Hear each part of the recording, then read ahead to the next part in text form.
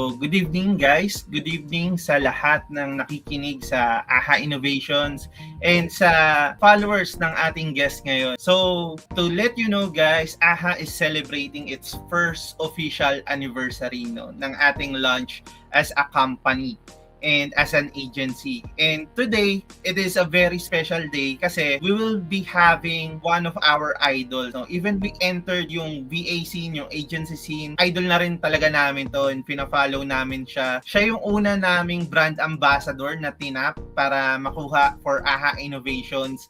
And very fitting lang din na siya yung gawin naming guest for today to celebrate our anniversary with us. Without further ado, let me introduce our guest. Miss Vlogging Mary. Can you introduce yourself?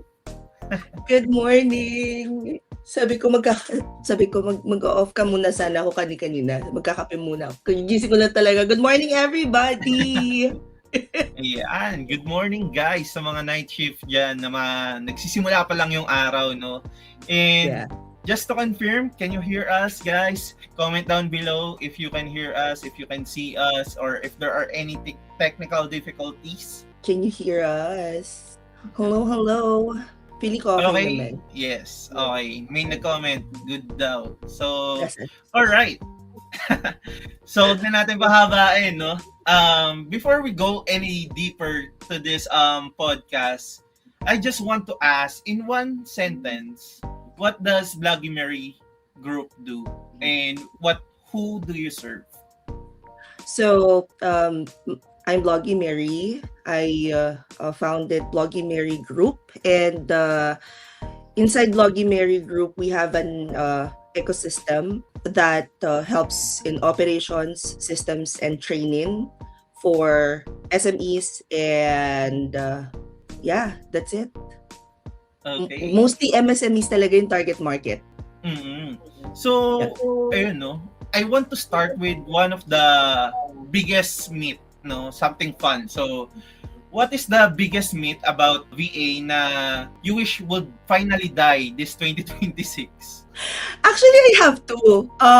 Okay. Number one, yung joke about VAs not paying taxes, hindi na siya nakakatawa. Parang very 2020 yung yung joke na yun. Sabi ko, pag nakikita ko siya, every time that somebody would post about freelancing or virtual assistants, there would be these people na sasabihin mga VA di nagbabayad ng tax. I'm like, oh, very 2020 yung joke na yun. And number two, I would say, when people say that freelancing or virtual assistants or working from home is saturated, yun.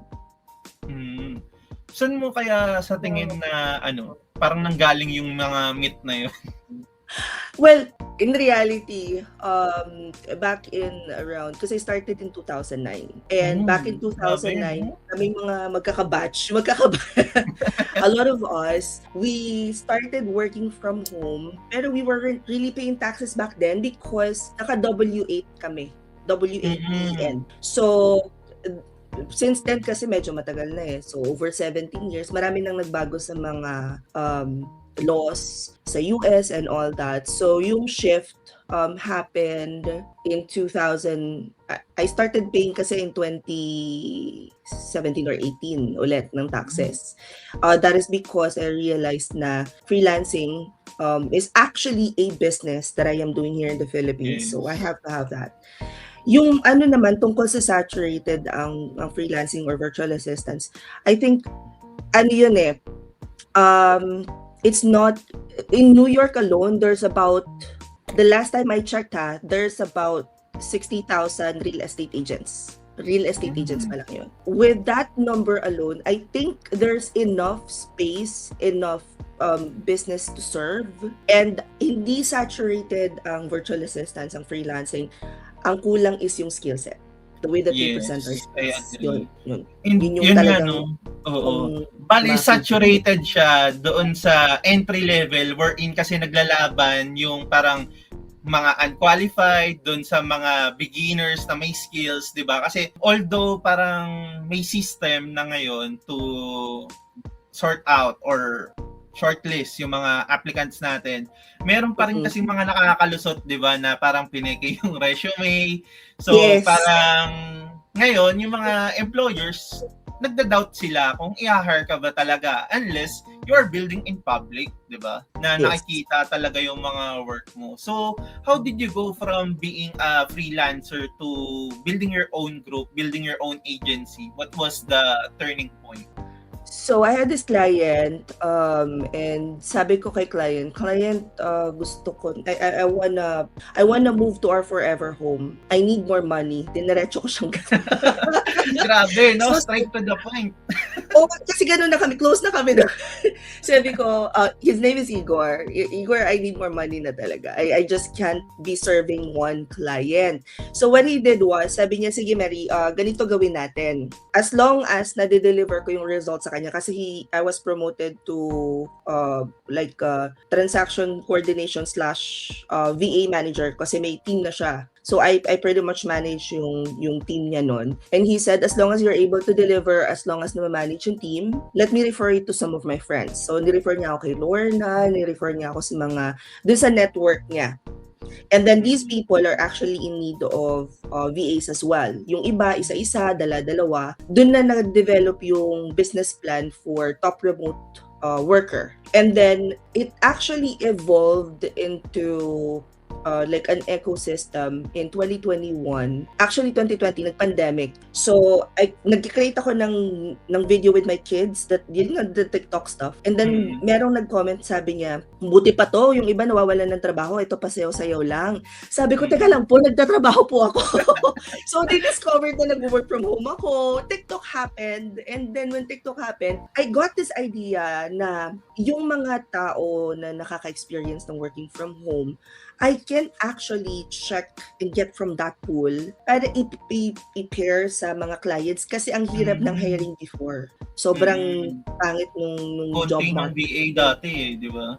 Yes. Hindi lahat is open and available to work from home. Yung iba, nag-iisip sila, parang nagda-doubt sila pag mag-start na mag-work from home. So what I did was, and this is something different that we're offering versus other agencies, is that we actually train our own VAs. So hindi siya yung bastang mag-hire kami from platforms or magpo-post kami sa social media and then we will pair it with clients. Hindi. Doon nag-shift talaga yung top remote worker is that we actually train our people na pinipair namin sa clients. Pero hindi lahat ng tinitrain namin. We find diamonds talaga. Yes. Kasi sa isang batch of 100 people, quite frankly, mga 5% lang yung talagang magmamatch dun sa skill set na hinahanap ng clients. Tama naman, no? Kasi ako, even me, as a manager sa Fortune 500, and then nagte-train din ako. So, I have to tell my students na kailangan nyo paghirapan. Hindi porket nag-enroll kayo sa akin, and ako yung manager, ako yung mag-hire, automatic na kayo, di ba? And it's also parang combination din ng opportunity. Let's say, isa lang yung available, 20 kayong estudyante ko. Alam nga naman lahat kayo ma-hire ko, di ba? So, it is a combination of those din. And parang siguro sa'yo, if you have like this one hard lesson na you have to learn for yourself, parang 'di ba kasi ngayon may social media na parang yung mistake mo nakikita na namin, kumbaga alam na namin yung gagawin kasi parang diniscuss mo na paano yung next steps para hindi mangyari sa inyo to. Pero sa iyo, during those times, 2009, Facebook or I don't know, Friendster pa wala pang ata group ng Facebook nun. Oo. Magko-close pa lang ang Friendster, no? It's very hard, di ba, to find those kinds of tips. Actually, you pay for them, di ba? Yeah. Back then, one of the things na nag-evolve ako is, nakatulong sa akin to evolve, was yung mga mentorship pero mga nasa US to, like Craig Proctor, pinapadala ko nung client ko. But one lesson that I had to learn on my own, document everything and get that contract. Yun yung ano eh. It doesn't matter if it's your friend. It doesn't matter if you've been working with this person for a very, very long time. Get that contract. You have to get that contract signed. Kailangan idadaan lahat sa legal. Contract or it never happened. Parang ganun. Pero there are like contracts din na parang ginawa nila fine print para they can scam you, di ba?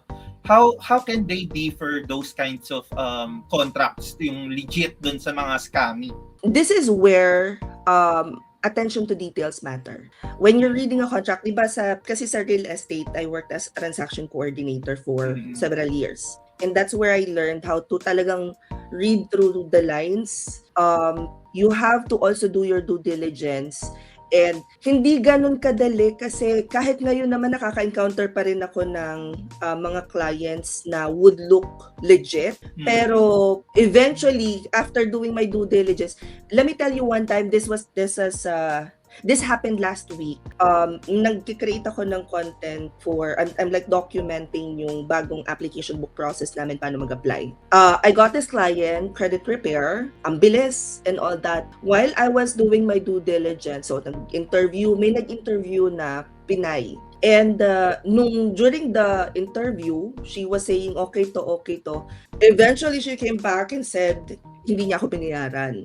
So, yun yung unang red flag. It doesn't necessarily mean na may legit na business yung client, babayaran ka na kagad. So, kailangan talaga matuto tayong, yung gut feeling, natitrain talaga yun eh. Pagka ilang beses ka nang nakaka-experience ng mga, ang hirap singilin, hindi naman totally hindi nagbabayad, yung mga mahirap singilin, ganyan, natitrain ka na, natututo ka. So, yun yung isang bagay na siguro pwede nating practicein. Kasi yung iba nagbabayad naman sa una di ba? Tapos yung sa mga sumunod na ayaw na, ang hirap na. Tapos sa ngayon, I think ano yung maa-advise mo ngayon na meron ng mga AI? Kasi I think this kind of like legal things can be solved by AI din eh. How do you advise that they use the AI to their advantage when it comes to these things? I highly recommend that you utilize AI. Simulan na natin sa pag-apply mo pa lang. Pwede mong ilagay kagad. Salpak mo lang yung resume mo, ilagay mo yung job description, scrutinize my resume and let me know if I am a good fit. Even before you apply, pwede mo nang tanungin si ChatGPT kung good fit ka ba. Utilize AI sa pag-check ng contracts. Isalpak mo lang ulit yung contract, basa mo sa kanya, sabihin mo ano dito yung mga items na kailangan kong i-discuss with the client. Ang tawag ko kay ChatGPT is the bestie. Kasi talagang lahat pinababasa ko sa kanya. Tingnan mo muna to because no matter how good you are, there's always another new information that would pop up sa internet. May bagong law, may bagong ganito na kailangan mong malaman or probably hindi pa na-discuss in public pero nandyan na. And nakikita siya ni AI. So I'm like, bestie. Bestie ko talaga siya. Paborito ko siya. Oo. Pero kasi 'di ba si AI can be a double-edged sword din, 'di ba? Para dun sa mga hindi marunong gumamit. And may mga students ako na parang nagyayabang sila dun. Di naman dun sa mismo klase namin, no? Parang nakikita ko dun sa ibang post nila, parang make me a website, make no mistakes. So, parang 'di ba, pag yung mga ganon, parang wow, nakagawa na ako ng website ko. So, hindi nila alam, may deeper layers pa, may, 'di ba? You have to double check if everything is working. Mamaya yung button hindi naman pala gumagana, yung mga ganong bagay. And I think sa VA din, when it comes to like yung AI kasi ngayon pwede na 'di ba sa mga Excel, sa Word. So parang yung iba sinasalpak nga lang, gaya ng sabi mo, pero hindi nila chine-check. So, ano yung mga, mo doon, mga pet peeve mo sa mga i-hire mong future VAs na parang inaasa lahat sa AI naman? So, sa Google training, sa certification, no, palagi nilang sinasabi to. They call it human in the loop. So, when you say human in the loop, hindi dapat yung utak natin pinapalitan ng AI. Si AI is a bestie, second brain, parang kapalitan mo ng thought. Pero you still have to be, number one, smart. You still have to know the back end of what you are doing. Say for example, I saw this post this morning na ang sabi, tigilan na daw yung paggamit ng AI sa pagki-create ng PubMats. It's kind of parang dun sa nakita kong post, it's an insult daw to the artists, the graphic designers and all that.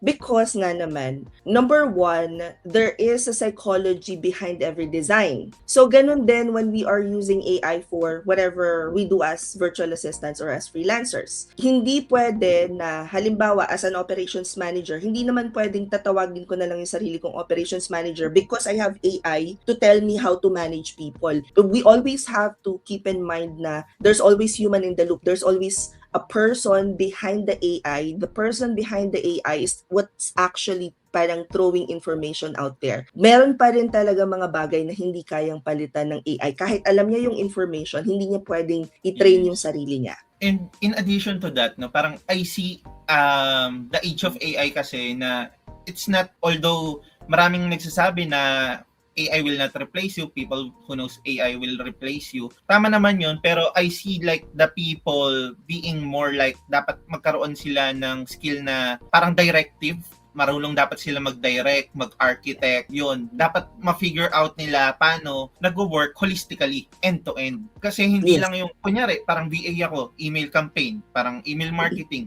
So, doon lang sila nakafocus. Pero ngayon kasi sa AI, eto, recent sa client ko, they pay a lot pa rin naman ngayon. There are a lot of jobs pa rin, pero hindi na sila yung parang naghahanap ng email marketing ka lang. You have to do parang a lot of stuffs na ngayon kasi you are AI powered na eh. Kumbaga, I understand that email marketing takes a lot of time, parang it takes half day, parang ganun before.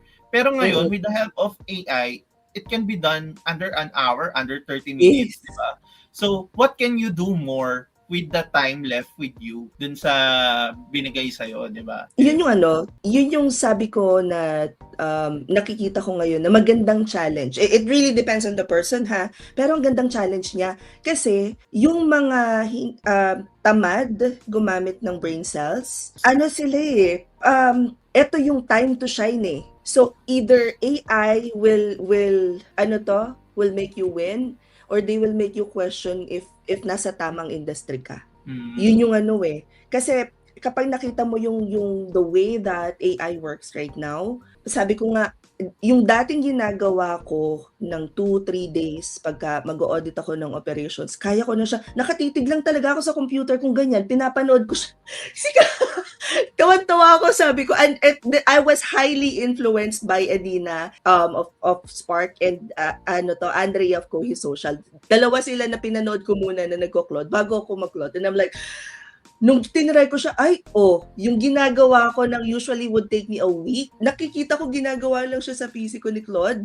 Pero, yun na nga yung sabi ko. A person who doesn't know operations management and who doesn't know how human and machines work together to build this whole business system, hindi niya maiintindihan kung paano yung ipoprompt niya to do what AI is doing. Kaya magandang challenge siya kasi alam mo yung lakas makamatalino. Nagawa ko, nautusan ko si Claude gawin to, gano'n. Tsaka mostly kasi yung nag-utilize nila is yung chat feature lang, di ba? Yes. Yung sa, I think yung mention mo kanina is about co-work, di ba? Co-work, yes. Cloud co-work. So, dun kasi na-automate yung workflow. And then sa Cloud Code naman, dun sa technical side, sa pagpo-program, pagko-code.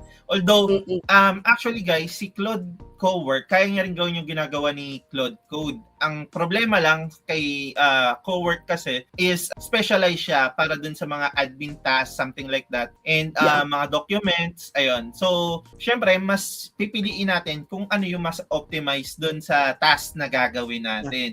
Pero, eto, sige. Sorry, hindi naalala ko lang. Meron na rin kasi design. Hindi ko pa yung Cloud Code, wala akong balak i-explore yun kasi mahina ako sa tech. So, hindi ako pang anything tech and anything numbers, hindi ko talaga pinapasok. Medyo ako, na-realize ko na long time ago na it's not for me. Pero nakita ko yung design. So, yun medyo nagdadalawang isip ako kasi mahina ako sa design. So, I'm like kind of curious, will this help me become a better designer? Parang ganon. Yes. Actually, yung sa isa kong client na nalan ko, nakuha ko siya dahil gumamit ako ng Claude Design. So, ayun, parang gumawa ka ng, di ba yung dati may mga brand guidelines na ginagawa yung mga designers. Pero si Claude, kumbaga yung vision mo, ipapasok mo lang sa kanya. Tapos siya nang bahala mag-actualize ng vision mo and yung mission nung gagawin mo. So, napakaganda. Mas okay na parang maglalagay ka ng mga reference, anong gusto mangyari. Siyempre, di-describe natin. And meron tayong mga frameworks para dyan. Quick plug-in lang din, no? Nagtuturo tayo ng mga frameworks about Claude Code, ChatGPT dun sa darating nating bootcamp on July 4. So, abangan nyo yan. July 4. Ipopost ba sa I-post nyo na lang sa page. Ayun, actually sa isa ko siyang business, sa Millennial Business Academy. So every Saturday siya. So it will run for 5 Saturdays. Kasama na doon yung ayun nga, Claude Code, ChatGPT, tapos Excel, SQL. Medyo may technical stuff siya, pero pwede namang like yung hindi mo nabuuin. Pero kasi it will just be for like 6K. You get all of it. So depende na sa'yo kung gusto mong i-utilize. Yes. Love it. Perfect. Ayun. Pero balik tayo sa topic. Ano yung parang real difference na parang yung VA na to, parang alam mo kaagad na even dumaan yung age of AI, hindi siya matatanggal, hindi siya ano bang tawag doon, ma-redundant sa trabaho. Ano yung parang magsi-separate sa kanila nung mga VA na ganun? Based doon sa trajectory ng hiring ng mga clients sa agency namin, ito yung nakikita ko. It's not really yung magaganda yung mga portfolio, marami ng experience and whatnot. I think ang pinakang hinahanap ngayon ng mga clients is yung somebody na when they enter the business, pag tingin nila sa process, they're not afraid to say, client, alam mo may mas efficient way to handle this task. So, a lot of people would, kasi ito yung napapansin ko, no? Merong mga VAs, when they work, takot silang sabihin sa client na, client, kaya ko nang gawin yung dating ginagawa ko ng 5 hours, nagagawa ko na siya ngayon in 2. Kasi feeling nila mababawasan sila ng oras. Yung the way that they see the client's business is yung para lang talagang mag-earn ng early money. Right now, clients are more intentional in their hiring because nga may AI na. So they ask themselves first, can I run this with AI without hiring another person? Kasi nagbayad na rin lang naman ako ng token, nagbayad na rin lang naman ako ng pro. But the person that can change this client's mind is that someone na problem solver ba? Who will be upfront, client, alam mo kaya natin gawin to more efficiently, mas maganda yung output, let's use this. Ito yung kailangan natin. Yun yung something na tested na to through time. Kahit dumating yung recession, nakatatlong recession na yata ako sa VA. In fairness naman, standing still pa rin. Kasi you have to treat your client's business as your own. If you're just treating your client's business as, dito ko kikita ng ganito per hour. Yun yung mga napapalitan na ngayon. Kailangan magbago to. Yeah. Yes. Actually, agree ako kasi sa company ko naman sa Fortune 500 company namin, isa yun sa pillar ng successful company. Act like owners. Yun yung tawag namin dun sa values na yun. So, kumbaga, itrato mo yung customer mo, trato mo yung business na to as your own. Kasi sa amin, parang nag-aano kami ng employee, kumbaga may stake yung employee sa company, may shares. So, the more na nagki-care ka dun sa business, the more na nagki-care ka dun sa customer, the more money sa'yo, the more bonus that will come to you. So, parang it is a collective group effort. Of course, pag nag-earn yung company, nag-earn yung business, safe yung job mo. First of all, kasi may pambayad sa'yo. And then, secondly, pwedeng ma-promote ka, pwedeng malagay ka sa ibang position na mag-a-align pa dun sa hidden potentials mo, di ba? And parang ang daming ma-unlock ng opportunities if you have that kind of mindset. So, very good insight, no? Para sa kay Miss Vloggy Mary. And para doon sa sa iba na parang ngayon kasi, ang bilis ng AI. Actually, ang tagal ko nang balak magturo ng AI course. Ang problema, kada natatapos ko yung materials ko, may bago na namang update. So, parang hindi na siya relevant. Although, parang ini-scam ko kasi yung tao kung itutuloy ko siya. Yeah. Pero ngayon, parang nakita ko na nag-plateau siya, na nag-stable siya, na ito na yung tamang workflow in the near future para mag-enhance na lang. Oo. So, hindi na siya magbabago-bago. Parang for 2 years, sobrang volatile ng AI world na kunyari may gagawin si ChatGPT, may gagawin si Claude. Tapos for their next update, tatanggalin na nila yun. So, parang ang hirap Parang ilang beses sila gawin. nagpalit simula 2023, no? Oo, sobrang nagpalit sobrang volatile nung mga tools. And inconsistent. Actually, may si Replit, may issue, 'di ba? Na-delete yung buong database ng client naman before. So, ang hirap magturo kasi nung bagay na hindi mo pa pinagkakatiwalaan. So, kumbaga, ngayon, medyo okay na siya. So, I think then, eto, yung tanong ko, for those who are feeling left behind, ano yung maa-advise mo na parang sunod ako ng sunod kay Vloggy Mary dun sa mga teachings niya, pero parang kada sunod ko may lalabas na naman siyang bagong video na kailangan kong aralin. So, ayun, ano yung mga ma-advise mo sa kanila? There will always be something new. So, I remember the time when people wanted to be SMM, lahat gusto maging SMM dahil yun yung yun, diba? Parang isang yun eh. Isang era ba to? So, and then, people started learning about, kasi meron akong interview with the client, tapos tinanong ako kung ano yung marirecommend ko na system na ang bilis na sagot ko, sabi ko GHL, ganyan. Everybody wanted to learn GHL naman. And then, eto na, when people showed, there will always be something new. Kahit yung bukas, may bagong lalabas. But ito yung isang bagay na hindi pwedeng dapat mawala. You have to start with the basics. Like, for example, if you want to optimize your service as a virtual assistant, halimbawa lang pagod ka na maging generalist. What if you move into like an office business manager position, operations manager, project manager? Pretty much, you are still handling the same things but with a higher level na of perspective.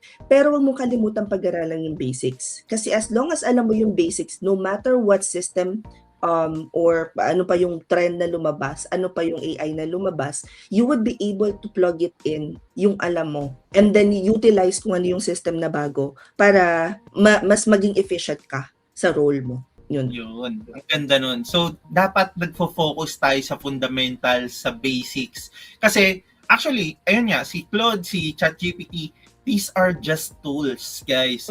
So, marami pang lalabas in the future na possible, mas superior pa sa kanila, mas makapangyarihan, di ba, na parang doon magre-rely yung organization nyo. Pero kung alam mo yung parang, di ba, yung mga ins and outs, yes, fundamentals, ins and outs. And I think ito yung isa sa pinaka-important, know your business. Kung sa real estate ka, alamin mo yung pinaka punot dulo ng real estate, ano yung mga market crash, mga recession na nangyari for that particular market, even for finance, tech, manufacturing, kahit anong niche nyo, doon siya magkakatalo. And with AI, ito yung isa sa mahirap tanggapin for me as an IT, as a tech people. People who knows the business nowadays can become or can earn more than us na. Kasi before, IT or yung mga tech niche is kami yung pinaka-highly paid, di ba? Kasi not all people can even use computer, let alone do programming, math, and all that algorithm stuffs. Pero ngayon kasi, like you are specialized in real estate. Nakita mo na kung paano nag-skyrocket ngayon siguro yung business mo, na parang ang bilis na lang, di ba? Kung dati parang kaya mo lang mag-handle ng 5 client, ngayon parang kaya mo na doblehin, di ba? With the use of 52 na.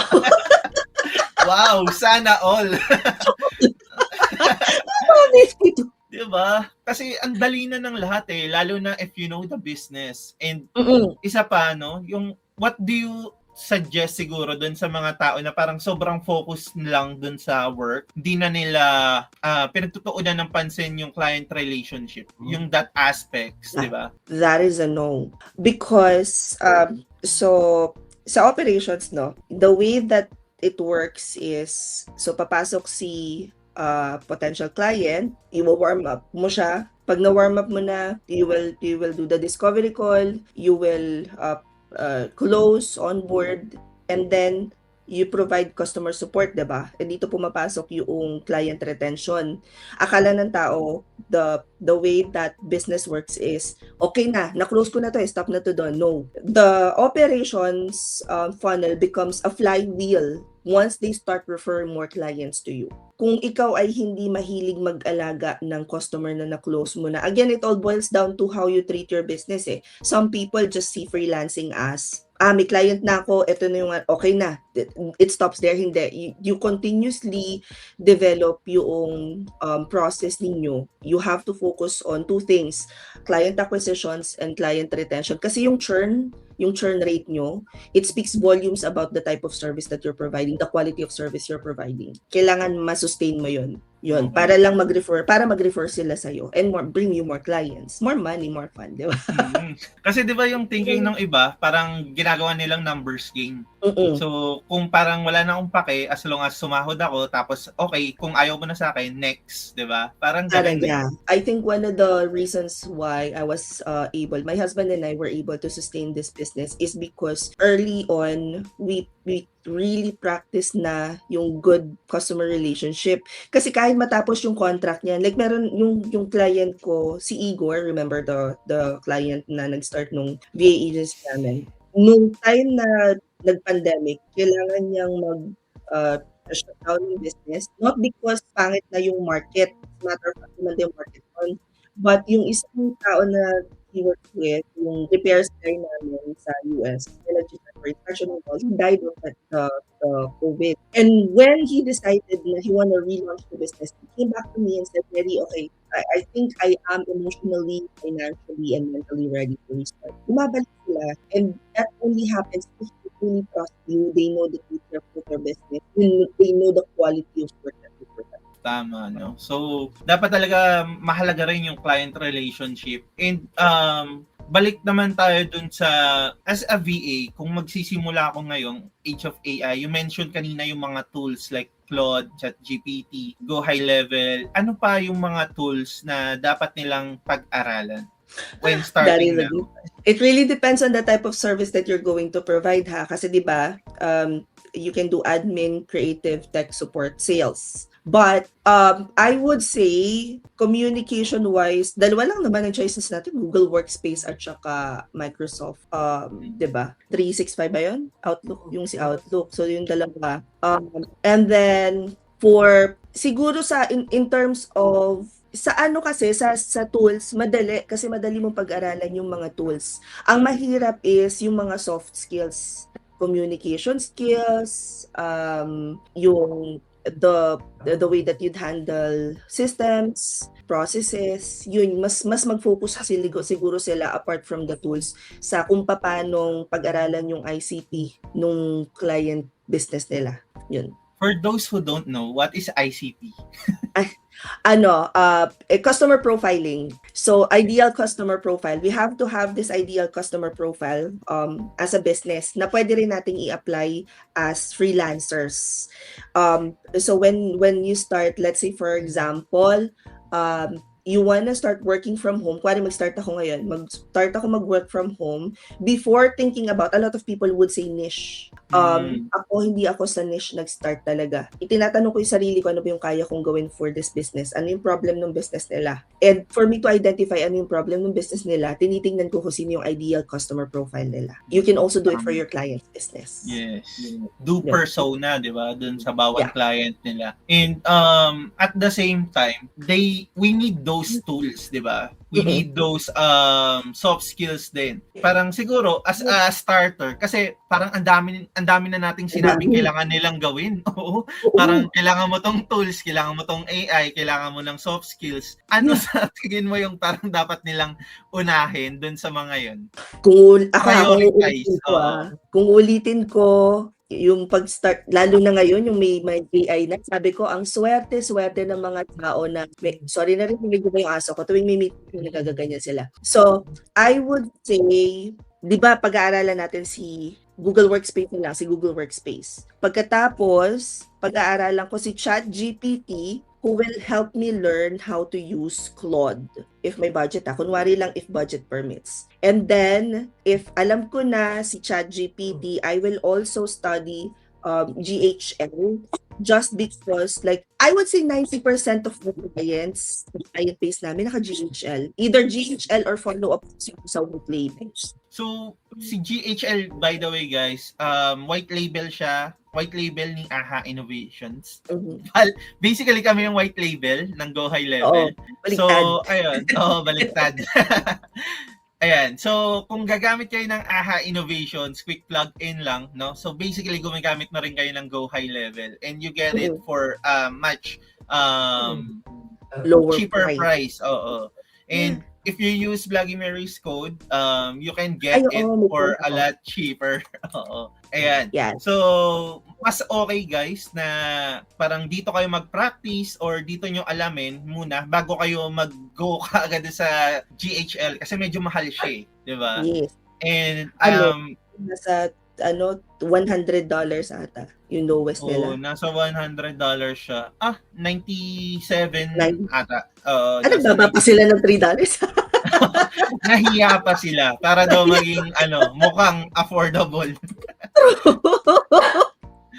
And actually ngayon, speaking of AI din kasi, I just want to say na merong 3 AI na bagong tool si Go High Level. This is yung AI Studio, AI agents, and then yung mga AI na naka-integrate dun sa ating workflows, automation, AI sites na pwede nilang gamitin for I think until September. So, ayun. Sa enterprise na to? Ano pa? Sa enterprise? Yes. Sa enterprise, pwede nilang magamit until September for free. Yun yung kagandahan niya. For free, pwede nilang gamitin, no rate limits doon sa mga yun. Pero yung mga like image generation, yun, may mga charges siya, pay per usage. Pero yung AI Studio, AI workflow, ayan, free siya na pwede nilang gamitin.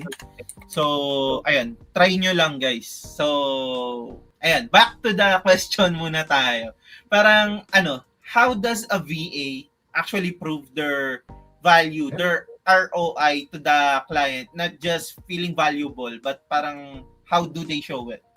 So if let's say you're a virtual assistant, let's say EA, your ultimate goal is to save your client's time, money, and momentum. Ibig sabihin, you have to protect yung kanyang energy. Dapat yung energy niya nakafocus lang sa pag-improve pa ng business, sa the money-making side, the one that moves the needle, kumbaga. Ikaw, as the virtual assistant, you don't necessarily have to have this role na nag-bring ng money, ha? Kasi may mga roles na talagang nagbibring ng money like lead generation, the ones that close the deals. But let's say you're doing admin work and sometimes we feel na wala naman akong ginagawa, nagbubook lang ako ng ganito niya, ng hotel niya and all. Parang yun yung ibang naiisip nila na wala silang ginagawa that brings money to the business. When in reality, your role is to protect your client's time, money, and momentum. Ibig sabihin, binibigyan mo sila ng peace of mind. At itong relationship mo with client, para siyang relationship mo with your partner, with your jowa. Nag-i-stay sila sa taong bibigay sa kanila ng peace of mind. Parang happy wife, happy life, di ba? Happy client, happy work, di ba? Correct. Ayan. So, ang ganda madali nila napapatawad yung mga pagkukulang at pagkakamali mo as long as they are able to find peace of mind with you. Yes, actually. Di ba? Kasi pag yung nakakainis yung ugali mo, mahirap kang ka-work, parang, syempre, even tiny mistakes, parang nakaka-irita na sa client mo. Yes. Parang naghahanap na lang sila ng dahilan to fire you, di ba? Correct. Pero kung nararamdaman nila na yung value ng ginagawa mo, mararamdaman mo yun as VAs, pag nararamdaman nila yung value ng ginagawa mo, even if hindi siya nasa money-making side of the business, yung mga tiny little things, hindi na nila pinapansin, hindi na nila inaano. Pero eto, isa sa tanong ko, you mentioned na since 2009 nag-VA ka. Pero bakit ang dami ko kasi nakikita ang tagal na nila sa VA industry. Pero yung rate nila either the same pa rin or parang nag-increase lang ng kaunti. Bakit kaya nangyayari yung mga ganun? Kasi when it comes to pricing your business, it really depends on the service. Ako meron akong mga clients na ang rate is mababa din kumbaga sa perceived value ko. But that is because yung ginagawa ko for them is yung depende sa ginagawa ko, yung china-charge ko. Now, about a year ago, may nag-message sa amin sa page. Pinorward siya sa akin ng admin because ang haba ng message and ang buod niya is that she started 2010 or 11 and then when she saw daw na I started ng ganitong parang kasabayan niya pero ngayon nakikita niya yung service na ino-offer ko is at parang pang operations management or yung agency level na yung ginagawa ko, siya nagse-serve pa din. Sabi ko, Beb, may kanya-kanya tayong timeline. Hindi naman porque yung iba-iba na yung or marami na yung scope ng service or malaki na yung china-charge para sa service nila doesn't necessarily mean na naiwan ka. Ang question ngayon is this, are you ready to level up yung service na ino-offer mo? Or are you ready to get certifications from yung mga legit certifiers? Are you ready to add sa tech stack mo? Ano yung mga willing kang gawin to charge more? Kasi sa akin syempre yung iba, may iba pa rin silang way to charge. But I have two ways to charge. So meron tayong tinatawag na needs-based pricing wherein yung expected salary mo is based dun sa pangangailangan mo. And then when you grow into a specific niche or role, pwede ka na mag-transition to skill-based pricing. So output na, depende na sa kung ano yung perceived market value ng skills mo. Yun. Ano yung mas prefer mo? Per hour or per actual value na dinideliver? Siyempre yung mas malaking bayad. Kung mas malaki yung per hour, nilalabanan ko siya. Depende siya sa depende siya. Kasi meron akong, tumatanggap pa rin ako, siguro parang yung last ko, tumatanggap pa rin ako ng roles at $6. Pero to yung pag-upo ko sa station na ganyan, may script ka lang babasahin, maglalogin ka lang na ganyan, walang ka-stress. Sabi ko nga, okay ako dito. As long as wala akong malaking pangangailangan, kumbaga, kalmado, ganyan. Pero pagka yung role would be somewhere between yung magma-manage na ako ng team or mag-audit ako ng business or magpo-provide na ako ng consultation service, yun medyo pumupush ako ng fair rate. So, it really depends on the need of the client. At the end of the day, it's not really just yung kung ano yung ibabayad nila sa akin. It's kung aligned ba sila dun sa type of client na gusto kong idagdag sa portfolio ko. Tsaka depende rin sa bill sa kuryente, ganyan. Pag tumataas ang bill ng kuryente, tumatanggap tayo. And actually, ang ganda, no? Kasi nakikita natin hindi siya ma-pride. So, kumbaga, kahit sikat to si Vloggy Mary, tatanggap ako $6, sige, kunin ko yan. Kailangan ko ng pambayad ng Meralco. Correct! Sabi ko nga, nung time na yun, kasi doon nag-work yung husband ko, sabi niya, apply mo to? Bakit? Kasi na-miss ko yung kalmado lang na wala akong responsibilidad, hindi yung sarili kong scorecard. And that was like the most peaceful 1 year of my life. Sabi ko, sarap! Pag umaangat ka kasi, di ba, mas bigger responsibilities. Yung iba akala nila, malaki na sahod na ito. Pero di nila alam yung stress, yung pressure pag nandun ka na sa taas, di ba? Manakal ng kapwa, pero hindi pwede. Di ba?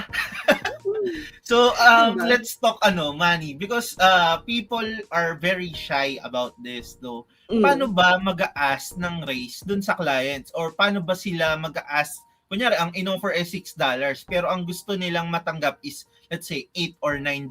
Paano ba nila i-ask in a nice way na hindi sila magmumukhang arrogant? May teknika ko dyan. Pagpasok mo pa lang sa client mo, magpapabida ka kagad. Ganyan. I-document mo lahat ng wins mo. For example, today, nasa top ako nang nakapag-close ng deal.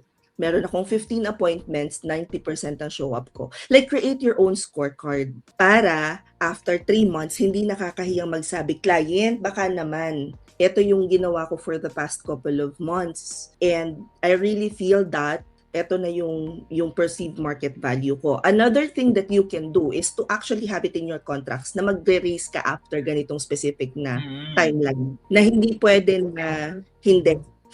Also, meron din namang time na this was kasi nung nag-start ako, I think, pero matagal na rin to, nag-start ako ay 33 pesos ang palitan. Tapos, tumaas siya to around 40 plus. Pero after a time, after the resettlement, bumaba ulit siya. Nag-request na ako ng raise nun. Ang dinahilan ko naman, and sinabi ko kay client, eto kasi yung nangyari. So, nung time na to, eto yung palitan, eto ngayon yung palitan ngayon. Mahirap mag-adjust, lalo na yung difference ng currency. So, that's another way to do it. And then last but not the least, if you develop this client relationship, hindi nakakaya magsabi ng client, baka na 3 taon na ako sa'yo. Halimbawa lang naman. It depends sa the way that you communicate with your client. Yes. And actually, yung mga raise na yan, it should be included in every contract. Kasi meron tayong tinatawag na inflation, guys. So, Correct. ang bilihin, hindi bumababa. Lagi lang yan tumataas. So, True. even parang 1, 2, 3% man lang, sana man lang meron tayong ganung. Don't parang ask na $1 raise, $2 raise, ask It's percentage. Yes. Kasi mahirap yun. $1 lang, 50 lang ba tinaas ng pagkain? Di ba? Pag pinag-uusapan talaga yung pera, pumipitig yung tenyo ko sa gumawa ng meral ko. Grabe yan, taas ng charge, di ba? Parang nga ako nagtayo ng Alphamart ngayon eh. Sumasakit yung ulo ko. Actually, nandiyan rin ako sa point na magre-request na ako ng pay raise kasi, girl, yung meral ko namin dati, kalahati lang. Oo, hindi ko na kaya. Grabe. Ang sakit sa ulo. Pero Anyway. nakita ko 96,000. Parang Grabe naman narinig ko yun. nun. Sabi niya, wala naman daw silang commercial space. Sabi ko, parang na-validate yung nararamdaman ko sa 96,000 nila. Parang hinuhulaan lang eh, di ba? Oo. May nakita nga akong iba, ang tagal na namin hindi nakatira dito, bakit may bill kami? Nasa abroad kami. Ang sakla. Ewan ko kay Meral ko, nakakalo. Na problema tuloy ang mga VA kung paano maniningil ng kuryente. Para feeling ko ilalagay ko na siya sa overhead expense. Feeling ko mag-affiliate na kami ng solar-powered items. As we should. Sabi, nandiyan na tayo sa way na yan. Okay. Balik tayo, no? On the flip side naman, what should parang yung mga VAs check na red flags dun sa mga clients before they should agree to the contract? Number 1, hindi ka dapat, if you have to pay for something na bago ka makatanggap ng sahod, no. Yun na yung ang dami pa rin naluloko nun ngayon Number 2, if you got it from a platform, like let's say for example, you got it from Upwork and gusto nilang ilabas yung contract, it's a no. Number 3, kahit dati kasi ang ginagawa ko, tinitingnan ko yung legitimacy through the website, through whatnot. Ang ginagawa ko is chine-check ko yung mag-off nga lang ako ng cam very, very quick ha. Okay, yan. Sorry na. You have to check if legit yung business. Dati nagwo-work siya for those who are parang doing their due diligence. Pero ang isang malaking problem ngayon is that the scammers already caught up with the fact na nagche-check ng so pati yun na nila na e-edit nila. I think you have to have this process na kapag hindi sila nagbayad ng 1 week pa lang, you have to stop na. Yun yung pinaka-threshold. Oo. Kung kayang mag-ask ka ng loan payment, kasi remember the client that I told you about earlier, na sabi kong, I did my due diligence na, tapos yung isang VA, hindi pala niya binayaran after So, yun yung sabi ko na, okay, may nag-shift sa market, pati yung mga legit business, minsan di na nagbabayad. So, nag-ask na ako ng down payment sa kanya. And then, when he tried to delay it, nag-move on na lang ako. Pero paano naman like yung mga clients na parang for the past, let's say long-term client mo siya, 5 years. Pero suddenly, parang nagka-problema sa payroll na hindi ka nababayaran for a month na. Would you still consider parang holding out for that client or would you let go? No. Yung 1 month is na. 2 weeks stops. Kasi meron ka ring running yung bill mo, kumbaga, running yung bill mo for 2 weeks, nagsiservice ka, pinoprovide mo yung service, hindi sila nagbabayad. So sabihin mo, ipopause mo muna yung contract until masettle yung service na bill. Okay. So even you have a very good relationship with this client, So, if they are not paying, we should pause the contract. yes. Yes. Okay. Kasi baka may problema sa cash flow. So, hindi Mm-mm. naman natin masisisi yun. Parang dumadagdag pa tayo sa isipin nila kasi sinuservice natin sila ng sinuservice. Tapos, wala kung may problema pala sa cash flow. So, that is a no. Yes. Kasi ang hirap din naman, anong kakainin mo, di ba? Kung hindi ka binabayaran. Lalo kung isa lang yung client mo. True. At saka yun nga, you have to treat it as a business. Hindi ka naman magpapakain sa restaurant mo ng every single day, tapos alam mong mahaba na yung lista. Parang red flags ba to consider walking away is just all about money? Of Or are course. there other, or meron pang ibang parang factors, considerations na parang hindi natin tanggapin yung contract as a VA? Well, I would say pinakamalaking factor talaga is the money, the payment, the way that they would process the payment, they would treat the contract. Pero pag nakapasok ka na, let's say naman nakapasok ka na doon, and then nararamdaman mo na hindi na aligned dun sa, let's say, sa values mo. Halimbawa, there's this credit repair agency that I worked with na alam nila na may tao na nag-fake ng credentials niya, meaning in-outsource niya yung work. This is credit repair, so nandun yung socials, nandun yung report ng customers. Nung nakita ko yon, nung nai-report sa akin, kasi manager ako doon, nung na-report sa akin, sinabi ko doon sa may-ari, sabi niya, well, hindi naman malalaman ng customer. I had to go because hindi na siya aligned sa values ko. May mga ganun din, pero very, very minor, like in this lifetime, siguro mga 1 or 2 lang. Meron din ako nakikita mga nagpo-post, yung iba naman, pagdating nila sa client, sobrang gulo ng process. Some of them would leave, some would actually offer to fix yung process. So it really depends kung ano yung mga kakayanan mo as a virtual assistant, I guess. Ayun yan, no? Kailangan makita din nila yung mga ganong point of view. Kasi ang hirap din talaga basta-basta pumasok. Lalo kung yung may lock. Di ba may mga contract na nakalock na hindi ka pwedeng basta umalis. May bonds na tinatawag. So you have to be very careful. Yes. So, ayun. One other question is, do you support yung mga fake it till you make it? No. The only thing that you can fake is confidence during an interview. Kasi ang magiging problema niyan, if you will fake your way in, there will come a time na it will catch up on you. At ikaw rin lang may stress. Inilalagay ko yung sarili ko dun sa nag-fake it till you make it na VA. Sa kagustuhan natin na, or hindi na nga sa kagustuhan na isa, pangangailangan natin na magkaroon ng kliyente, we faked it. Good thing if matalino ka, mataliktik ka, ang bilis mo makaano, good for you. Pero what if yung mga tao na gumaya dun sa nag-fake it till you make it na yun, hindi pala kasing talino nung nakagawa. Or yung gumawa nun is, hindi pala niya na-realize yung laki nung role na pinapasok niya. Halimbawa, web dev, nag-apply as senior web dev. Ang alam lang pala ay WordPress na magda-drag and drop. Mga ganon, 'di ba? Kahit na may AI ngayon, mai-stress ka pa. Yung stress level mo no, parang sasabog, parang pipitik yung mulitid mo sa utak. Just because gusto mo makakuha ng ganong client. Another example, we hired this guy and this is for PPC. Sabi niya may experience siya and all that. May naman na kami nung dito sa agency, may team lead na. Ang pagkakamali nung recruitment namin is we trusted the portfolio na marunong ng PPC. Ang problema tuloy noong nandun na sa team is yung team lead niya. So dagdag, isang tabi na natin yung stress and pressure, but the manpower hours na kino-consume for coaching with the team lead, yung hourly ng team lead versus yung dapat tamang hire. Yun yung mga problema. You're just bringing more problems to the table na nang sinusolve lang naman is yung problema na hindi ka makaland ng client. Why not pag-aralan mo talaga? Or, pagpasok mo sa client na ganyan, client, eto lang yung tech stack, eto lang yung kaya kong gawin. Are you willing to? Or do you have SOPs that can help me learn the business? Hindi mo mahirap sabihin yun. Nadami namang clients na nakakaintindi na lahat ng business may unique process. So, hindi lahat pare-pareho. Yun. Ayun.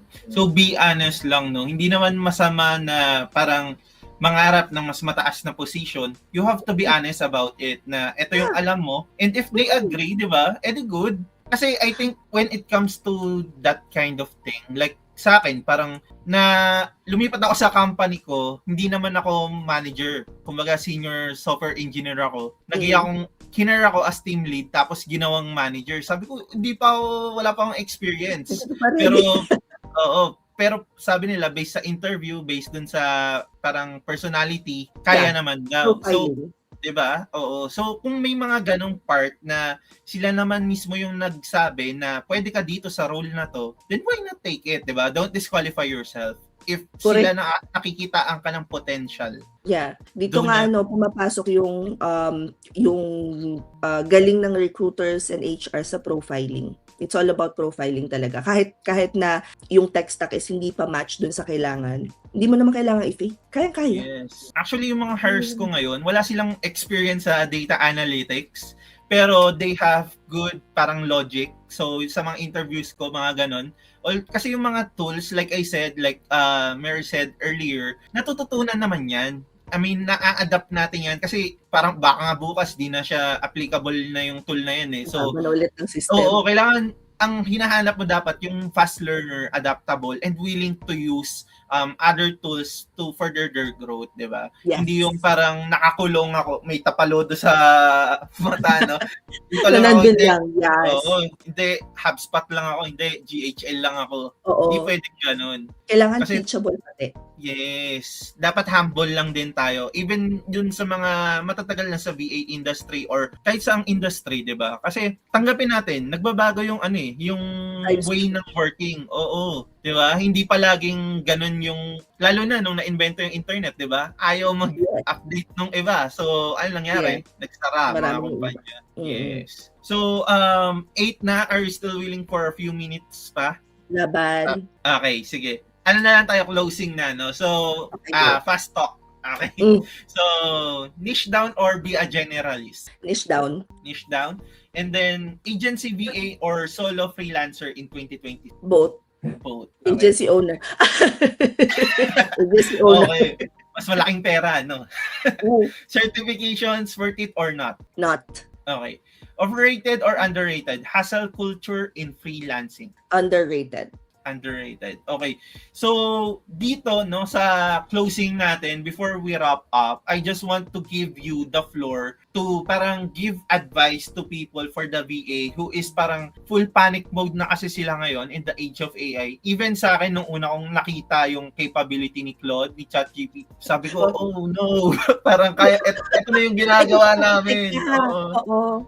Tech ang pinakamalaking mas maganda pa yung ginagawa niya minsan, di ba? Although it can make mistakes, parang onting changes lang, di ba? So, what piece of advice would you give for those people na nagpapanik na ngayon? Kasi ang bilis ng development, actually sa US, ang dami natanggal, di ba? Yeah. Hundreds of thousands yung natanggal due to AI. And ayun, siguro parang to give them confidence, boost of confidence, and to align them dun sa what's next for them.